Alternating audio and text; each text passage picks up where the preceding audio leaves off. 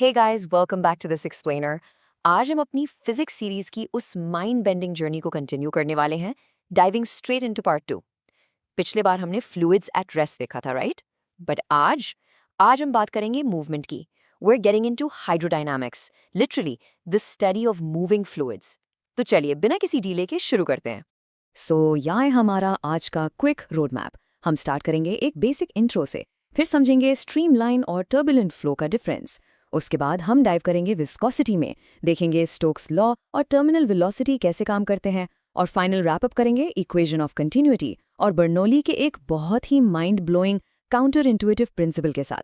Sounds good? Let's go. Alright, Section 1, Intro to Moving Fluids. एकदम real world, everyday examples से start करते हैं ताकि ये सारी complex physics थोड़ी tangible लगे। आपने कभी नोटिस किया है कि जब हम एक ग्लास से पानी पोर करते हैं तो वो कितनी एफर्टलेसली इंस्टेंटली फ्लो करता है, लेकिन द मोमेंट आप सिरप या हनी पोर करते हैं, it's a completely different story, right? वो एकदम धीरे धीरे निकलता है, कंटेनर से चिपक जाता है। सो द क्वेश्चन इज, आखिर ऐसा क्यों होता है? इसी एक सिंपल से क्वेश्चन का आंसर हमारी मूविंग फ्लूइड्स की पूरी फिजिक्स का फाउंडेशन सेट करता है। और इस फिनोमेना को ट्रूली समझने के लिए हमें इन फ्लूइड पार्टिकल्स के इंटरनल ट्रैफिक रूल्स को देखना पड़ेगा। Let's hit section 2, streamline versus turbulent flow. आप इसको ऐसे इमेजिन कीजिए, स्ट्रीमलाइन फ्लो ना बिल्कुल एक हाईली डिसिप्लिन्ड हाईवे ट्रैफिक की तरह, एकदम स्मूथ। हर लेयर सेम वेलोसिटी से मूव कर रही है और हर एक पार्टिकल अपने आगे वाले पार्टिकल को एग्जैक्टली फॉलो करता है। No lane changes, zero chaos. वहीं दूसरी तरफ टर्बुलेंट फ्लो है आपका typical bumper to bumper city traffic jam, completely chaotic, totally irregular. और एक सुपर इंटरेस्टिंग फैक्ट बताऊं, टर्बुलेंट फ्लो में जो सबसे बाहर की यानी आउटर मोस्ट लेयर्स होती हैं, वो एक्चुअल में सबसे स्लो मूव करती है। Crazy, right?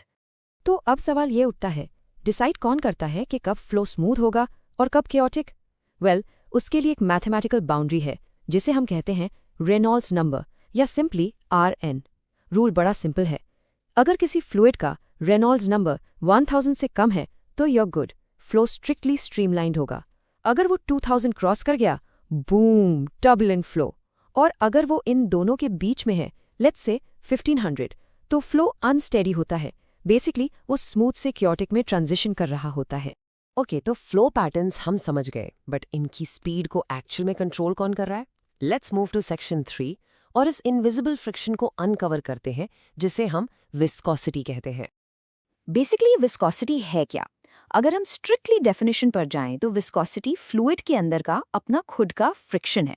ये ड्रैगिंग फोर्स दो जगह एक्ट करता है, एक तो फ्लूइड के अपनी अलग अलग लेयर्स के बीच और दूसरा फ्लूइड और उसके आसपास की सराउंडिंग्स के बीच। इसे आप फ्लूइड का इंटरनल रेजिस्टेंस समझ लीजिए। और यू नो व्हाट, यही एग्जैक्ट रीजन है कि हनी का फ्लो वाटर के कंपैरिजन में उतना स्लो और स्टिकी होता है। हनी की विस्कोसिटी वाटर से सिंपली वे हायर होती है। नाउ चेक दिस आउट, ये डेटा थोड़ा माइंड बेंडिंग है। विस्कोसिटी और टेम्परेचर का रिलेशनशिप बिल्कुल वैसा नहीं है कैसा हम एक्सपेक्ट करते हैं। वाटर जैसे लिक्विड्स को अगर आप हीट करते हैं, लेट्स से 20 डिग्री से 100 डिग्रीज तक, तो विस्कोसिटी डिक्रीज होती है, जिसका मतलब है वो और तेजी से फ्लो करेगा। Make sense, right? लेकिन एयर जैसी गैसेस के केस में कहानी बिल्कुल पलट जाती है। अगर आप गैस का टेम्परेचर बढ़ाते हैं तो उसकी विस्कोसिटी एक्चुअली इंक्रीज होती है। क्यों?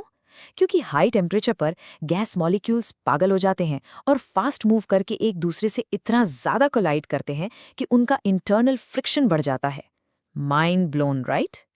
ऑलराइट, अब हमने इस विस्कस एनवायरनमेंट को तो समझ लिया, लेकिन क्या होगा अगर कोई सॉलिड ऑब्जेक्ट इस स्टिकी फ्लूइड के अंदर गिरे? Let's find out in section 4, Stokes law और टर्मिनल वेलोसिटी। सो इमेजिन एक छोटा स्फेरिकल ऑब्जेक्ट किसी हाईली विस्कस मीडियम के अंदर गिर रहा है। Back in 1845 sir George Gabriel Stokes ने एग्जैक्टली यही कैलकुलेट किया था। स्टोक्स लॉ सिंपली ये कहता है कि उस गिरती हुई स्फीयर पर लगने वाला विस्कस ड्रैग फोर्स या FV 3 चीजों पर डिपेंड करता है: स्फीयर का रेडियस, उसकी फॉलिंग वेलोसिटी और ऑफ कोर्स फ्लूइड की विस्कोसिटी, जिसे हम ईटा कहते हैं। इस सब को कंबाइन करके हमारे पास वो एलिगेंट सा इक्वेशन आता है, FV = 6 पाई ईटा RV। बेसिकली ऑब्जेक्ट जितना बड़ा या फास्ट होगा, रेजिस्टेंस उतना ही ज्यादा मिलेगा। और ये एक्चुअल में पूरी फिजिक्स को परफेक्टली कैप्चर करता है। जब वो ऑब्जेक्ट फ्लूइड में नीचे गिर रहा होता है ना, तो उस पर सिर्फ एक नहीं, पूरे 3 अलग अलग फोर्सेस टग ऑफ वॉर खेल रहे होते हैं। पहला, ग्रेविटेशनल फोर्स या उसका अपना वेट जो उसे नीचे खींचना चाहता है। दूसरा, विस्कस ड्रैग फोर्स जो उसे ऊपर की तरफ रोकने की कोशिश करता है। और तीसरा, फ्लूइड का बॉयंट फोर्स या अप थ्रस्ट जो भी अपवर्ड डायरेक्शन में एक्ट करता है। It's literally a battlefield of forces. तो अब इस टग ऑफ वॉर का एंड रिजल्ट क्या होता है? देखिए, ग्रेविटी और बॉयंट फोर्स तो कांस्टेंट रहते हैं, पर वो विस्कस ड्रैग वेलोसिटी के साथ साथ बढ़ता जाता है। फिर एक ऐसी स्टेज आती है जहां डाउनवर्ड ग्रेविटी कंप्लीटली बैलेंस हो जाती है अपवर्ड ड्रैग और बॉयंट फोर्सेस के साथ। इस पॉइंट पर नेट फोर्स एकदम जीरो हो जाता है और इसी मैजिकल स्टेज को हम कहते हैं टर्मिनल वेलोसिटी। ऑब्जेक्ट अपनी मैक्सिमम स्पीड लिमिट हिट कर लेता है, एक्सेलरेशन स्टॉप हो जाती है और वो एक स्टेडी कांस्टेंट स्पीड पर आगे फ्लो करता रहता है। मूविंग ऑन, अब तक हम इसके एकदम माइक्रो लेवल पर थे, पार्टिकल्स, फोर्सेस एटसेट्रा। अब एक स्टेप बैक लेते हैं और मैक्रो पिक्चर देखते हैं। सेक्शन 5 में द इक्वेशन ऑफ कॉन्टिन्यूटी। जब फ्लूइड अलग अलग साइज की पाइप से गुजर रहा हो तो क्या होता है? जस्ट इमेजिन अ ट्यूब, लेकिन एक रेगुलर ट्यूब नहीं, एक ऐसी ट्यूब जो एक साइड से काफी वाइड है और दूसरी साइड जाते जाते एकदम नैरो हो जाती है।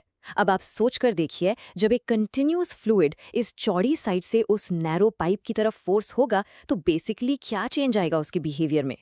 यही एंट्री होती है इक्वेशन ऑफ कंटिन्यूटी की। A1V1 equals A2V2। Simply put, area multiplied by velocity हमेशा कांस्टेंट रहना चाहिए। इसे अपने एवरीडे गार्डन होज वाले इफेक्ट से रिलेट कीजिए। जब आप पानी देते वक्त पाइप के आगे उंगली लगाते हैं, आप इसेंशियली उसका एरिया कम कर रहे होते हैं, राइट? अब पानी इनकम्प्रेसिबल है, उसको उतना ही वॉल्यूम निकालना है, तो उस नैरो स्पेस से निकलने के लिए उसको सिंपली अपनी वेलोसिटी बढ़ानी पड़ती है और इसलिए वो पानी एकदम हाई स्पीड पर शूट आउट होता है। Area decreases, velocity increases, simple. Alright, अब हम हाइड्रोडायनेमिक्स के सबसे ग्रैंड क्लाइमैक्स पर आ गए हैं। हमारा आखिरी section, Bernoulli's counter intuitive principle. और मैं आपको बता दूं, ये कॉन्सेप्ट लिटरली कॉमन सेंस के कंप्लीटली ऑपोजिट लगता है। सो सुनिए इसको ध्यान से। नॉर्मली हम सब क्या अज्यूम करते हैं कि अगर पानी एक पतली सी नैरो रिवर से सुपर फास्ट फ्लो कर रहा है तो वहां प्रेशर बहुत ज्यादा होगा, राइट? पर एक्चुअली ऐसा बिल्कुल नहीं है। बर्नौली का प्रिंसिपल मैथमेटिकली और साइंटिफिकली प्रूव करता है कि नैरोअर पाथ्स में जहां वेलोसिटी ज्यादा होती है वहां फ्लूइड के अंदर का प्रेशर एक्चुअल में कम होता है, और वाइडर पाथ्स जहां पानी स्लो होता है वहां प्रेशर ज्यादा होता है। I know it sounds totally backward, right?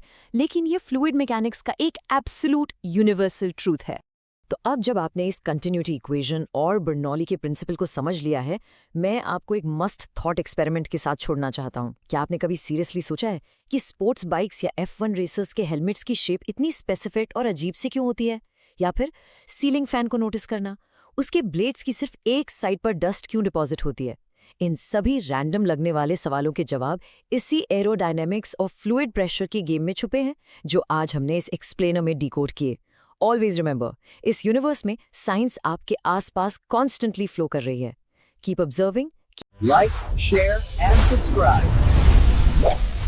And turn on bell notifications.